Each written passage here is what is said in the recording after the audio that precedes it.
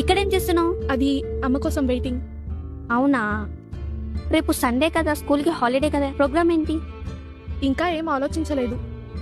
అవునా, అయితే రేపు నాతో పాటు చర్చ్కొస్తావా? చర్చా? సరే వస్తాను. Thank you. అవును, స్కూల్లో అందరికిచ్చి నీకు ఇవ్వడం మర్చిపోయాను. ఏంటి? తీసుకో. ఏంటిది? ఇది వెంకటేశ్వర స్వామి ప్రసాదం. వెంకటేశ్వర స్వామి ప్రసాదమా? నాకొద్దు. ఎందుకొద్దు? మేము దేవుడిని నమ్ముకున్నాం. ఇది కూడా దేవుడి ప్రసాదమే. అయినా వద్దు, ఆయన దేవుడు కాదు, సైతాన్.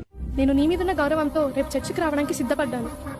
కానీ జస్ట్ మా దేవుడి ప్రసాదం తినమంటే దేవుడు కాదు సైతాన్ అంటున్నావు. అంటే మీకు టేక్ రెస్పెక్టే కానీ గివ్ రెస్పెక్ట్ లేదా? నీతో పాటు మీ చర్చికి రావాలి, కానీ నాతో పాటు గుడికి రావు. కనీసం మా ప్రసాదం కూడా తినవు. మా దేవుణ్ణి పూజించకపోయినా పర్వాలేదు, ఈ ప్రసాదం తినకపోయినా పర్వాలేదు, కనీసం నన్ను బట్టి మా దేవుణ్ణి గౌరవించవచ్చు కదా. దీనినే పరమత సహనం అంటారు. అది నీకు లేదు.